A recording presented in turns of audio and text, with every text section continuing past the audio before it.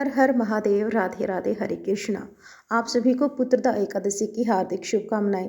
पौष मास के शुक्ल पक्ष की पुत्रदा एकादशी का व्रत करने से हर तरह के पाप नष्ट हो जाते हैं। इसका महत्व भगवान श्री कृष्ण जी ने धर्मराज युधिष्ठिर को भी बताया था। इस व्रत को करने से संतान सुख मिलता है। महिलाएं अपने बच्चों की दीर्घ आयु के लिए भी इस व्रत को करती हैं।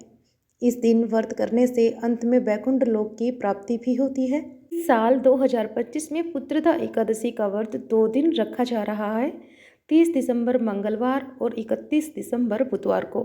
और व्रत पारण मुहूर्त रहेगा, जिसमें 31 दिसंबर बुधवार को दोपहर 1:26 से 3:31 के बीच में व्रत का पारण किया जाएगा। वहीं दूजी एकादशी व्रत का पारण 1 जनवरी 2026 दिन गुरुवार को सुबह 7:14 से 9:18 के बीच में किया जाएगा। आइए आज पुत्रदा एकादशी की कथा से पहले भगवान श्री कृष्ण की भक्त की एक बहुत ही सुंदर कहानी सुनते हैं। एक बार की बात है, वृंदावन में रहने वाले एक साधु महाराज एक बार अयोध्या नगरी की गलियों में राधे राधे कृष्णा कृष्णा का जाप कर रहे थे। अयोध्या के ही एक दूसरे साधु महाराज वहां से गुजरे तो राधे कृष्ण सुनकर उन्होंने उन साधु महाराज को टोका और कहा कि अरे, जपना ही है तो सीताराम जपो, क्या उस टेढ़े का नाम जपते हो। ये सुनकर वृंदावन के साधु महाराज भड़क कर बोले, जरा जबान संभाल कर बात करो। हमारी जबान पान खिलाती है तो लात भी खिलाती है। तुमने मेरे इष्ट को टेढ़ा कैसे बोला। अब अयोध्या वाले साधु महाराज बोले, अरे इसमें गलत ही क्या है, तुम्हारे कन्हैया तो है ही टेढ़े। कुछ भी लिख कर देख लो, उनका नाम टेढ़ा कृष्णा और उनका धाम टेढ़ा वृंदावन। और वृंदावन वाले साधु महाराज बोले, चलो मान लिया, पर उनका काम भी तो टेढ़ा है और वे खुद भी टेढ़े हैं, ये तुम कैसे कह रहे हो। अयोध्या वाले साधु महाराज बोले कि अच्छा, अब ये बताना पड़ेगा। सुनो, यमुना जी में नहाती हुई गोपियों के वस्त्र चुराना, रास रचाना, माखन चुराना, ये कौन से सीधे लोगों के काम है। बताओ भाई, आज तक किसी ने उन्हें कभी सीधे खड़े हुए देखा है क्या।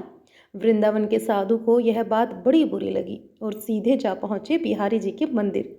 अपना डंडा डोरिया पटक कर बोले, इतने साल तक खूब उल्लू बनाया लाला आपने, ये लो अपनी लकूटी कमरिया। और पटक कर बोला, यह अपनी सोटी भी संभालो, हम तो चले अयोध्या राम जी की शरण में।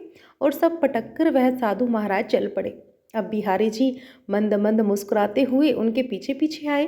अब साधु की बाँह पकड़कर बोले, अरे भाई, तुझे किसी ने गलत भड़का दिया है। लेकिन साधु महाराज नहीं माने। तब वह बोले, अच्छा, जाना है तो तुम्हारी मर्जी है, पर यह बताओ राम जी सीधे और मैं टेढ़ा कैसे। कहते हुए बिहारी जी कुएं की तरफ स्नान करने चल पड़े। अब वृंदावन वाले साधु गुस्से से बोले कि नाम आपका टेढ़ा, कृष्ण धाम भी आपका टेढ़ा, और वृंदावन और काम तो सारे टेढ़े मेढ़े। कभी किसी के वस्त्र चुरा लिए, कभी गोपियों के वस्त्र चुरा लिए, तो यहाँ तक कि आपको तो आज तक किसी ने सीधे खड़े होते हुए नहीं देखा। तुम्हारा सीधा है क्या। तब अयोध्या वाले साधु से हुई सारी बेइज्जती की सारी भड़ास साधु महाराज ने बिहारी जी पर निकाल दी। बिहारी जी सुनकर मुस्कुराते रहे और चुपके से उन्होंने अपनी बाल्टी कुएं में गिरा दी। फिर साधु महाराज से बोले कि अच्छा ठीक है, चले जाना अयोध्या, पर जरा मेरी मदद तो करते जाओ। तनिक एक डंडी तो लाकर दे दो, मैं अपनी बाल्टी तो निकाल लूँ जरा। अब साधु महाराज ने पास में पड़ी हुई एक लकड़ी लाकर बिहारी जी को दे दी और बिहारी जी उस सीधी डंडी से बाल्टी निकालने की कोशिश करने लगे। यह देखकर साधु महाराज बोले, अरे इतनी भी अकल नहीं है क्या, सीधी लकड़ी से भला बाल्टी कैसे निकलेगी। जरा लकड़ी को थोड़ा टेढ़ा करके तो देखो, फिर देखो कैसे एक ही बार में बाल्टी निकल आएगी। अब बिहारी जी मुस्कुराते रहे और बोले, जब सीधेपन से इस छोटे से कुएं से एक छोटी सी बाल्टी नहीं निकाल पा रहे हो, तो फिर तुम्हें इतने बड़े भवसागर से कैसे पार लाऊंगा। अरे आज का इंसान तो इतने गहरे पापों के भवसागर में डूब चुका है, और इससे निकल पाना मेरे जैसे टेढ़े की ही तो बस की बात है। अब तो यह सुनकर साधु महाराज बाके बिहारी की जय जयकार करने लगे। अब उन्हें समझ में आ गया कि उनके कन्हैया टेढ़े क्यों रहते हैं। भी प्रेम से बोलिए श्री बांके बिहारी लाल की जय हो। अब सुनिए पोष पुत्रदा एकादशी की कथा। आज एक बार फिर से धर्मराज युधिष्ठिर हस्तिनापुर के महल में अपनी जिज्ञासा के साथ एक बार फिर से उपस्थित थे। उन्होंने भगवान श्री कृष्ण का अभिवादन करने के बाद पूछा कि हे श्री कृष्ण, पौष मास के शुक्ल पक्ष में आने वाली एकादशी का क्या महात्म्य है और इसकी कथा क्या है, कृपा करके मुझे बतलाइए। तब श्री कृष्ण ने कहा कि हे धर्मराज, ध्यान से सुनो। पौष मास के शुक्ल पक्ष की एकादशी पौष पुत्रदा एकादशी के नाम से जानी जाती है। इसके जैसी शुभ तिथि त्रिलोक में कोई भी नहीं है। प्राचीन काल में भद्रावती नगरी में राजा सुकेतु राज्य करते थे। उनकी रानी का नाम चंपा था। हर धर्म का पालन करने के बाद भी राजा और रानी दोनों कई वर्षों तक निसंतान रहे। उनके वंश को आगे बढ़ाने वाला कोई भी नहीं था और यही कारण था कि राजा और रानी बड़े दुखी थे, हमेशा चिंता में ही डूबे रहते थे। लेकिन हे युधिष्ठिर, यहाँ सिर्फ राजा और रानी ही दुखी नहीं थे, उनके पितर भी बड़े दुखी थे और वह आपस में बात करते थे कि हम अभागों के भाग्य में अपने वंशजों से तर्पण का सुख पाना लिखा ही नहीं है। एक दिन दुखी होकर राजा बिना किसी को बताए घने वन में चले जाते हैं। वन में जहाँ तहाँ उन्हें शेर, भालू और हिरण जैसे अनेक जंगली प्राणी दिखाई दे रहे थे। कहीं दूर से सियार की बोली भी कानों में पड़ रही थी। यह देखकर राजा कुछ देर के लिए अपना दुख भूल जाते हैं। थोड़ी देर में राजा को प्यास सताने लगती है। अब बहुत ढूंढने के बाद राजा को एक सरोवर दिखाई दिया जिसके पास में बहुत से ऋषि मुनियों के आश्रम थे। वे सभी ऋषि विष्णुदेव थे। राजा वहां पर चल दिए।